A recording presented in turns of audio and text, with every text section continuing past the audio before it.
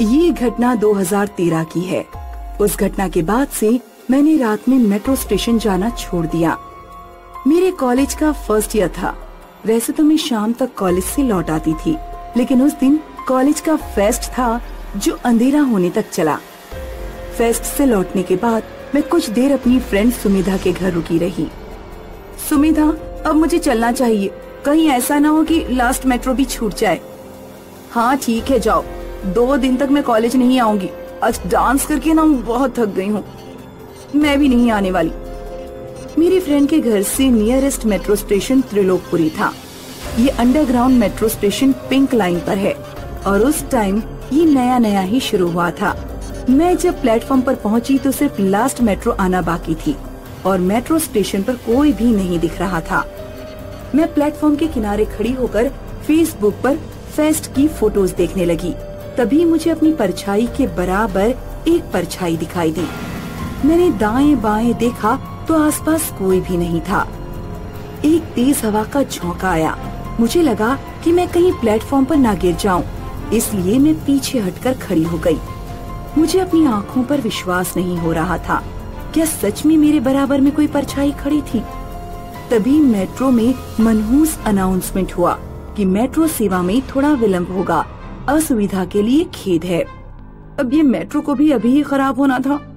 तभी मैंने कुछ ऐसा देखा कि मेरा सिर चकरा गया। एस्केलेटर से बिना सिर का एक आदमी उतर रहा था। उसका सिर उसके हाथ में था। जैसे ही वो प्लेटफॉर्म पर उतरा, मैं दूसरी तरफ भागी और लिफ्ट में घुस गई, लेकिन लिफ्ट का दरवाजा बंद नहीं हो रहा था।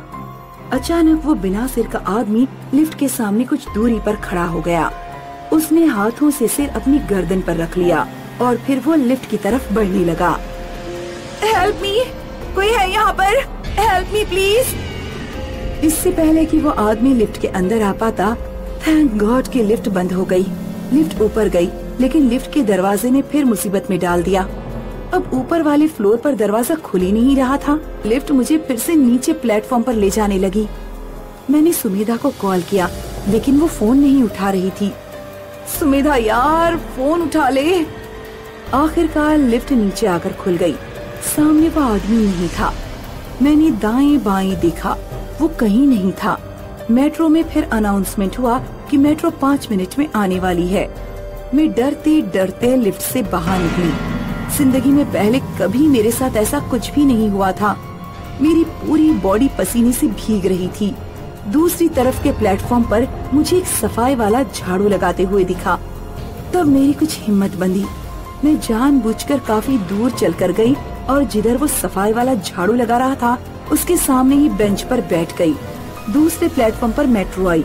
मेट्रो में लोग दिखे तो मेरा डर और भी कम हुआ।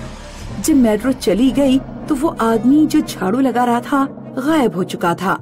एक बार फिर से मैंने पूरे प्लेटफॉर्म पर खुद को अकेला पाया। तभी सुमिधा का फोन आ गया। हेलो सुमिधा, यार यहाँ मेट्रो पर पता नहीं क्या हो रहा है। क्या हो रहा है? तुम्हें लड़के छेड़ रहे हैं क्या?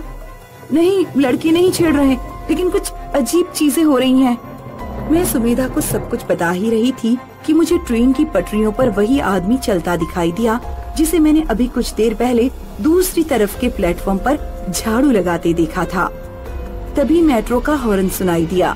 मैंने उस आदमी को आवाज दी, हे, पटरियों से हट जाओ, ट्रेन आ रही है। लेकिन उसने मेरी आवाज नहीं सुनी।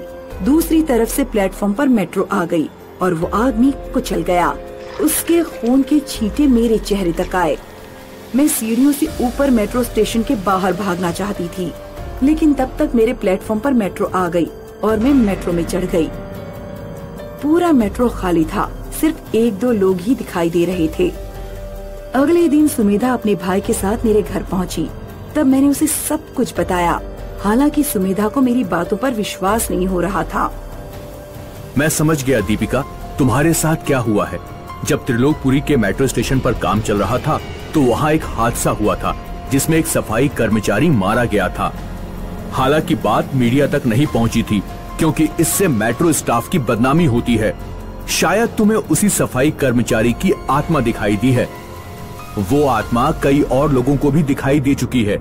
मेरे दोस्त के साथ भी ऐसा ही कुछ हुआ था जैसा तुम बता रही हो। उस दिन के बाद से मैंने कान पकड़ लिए हैं। अब कभी भी लेट नाइट किसी मेट्रो स्टेशन पर नहीं जाऊंगी।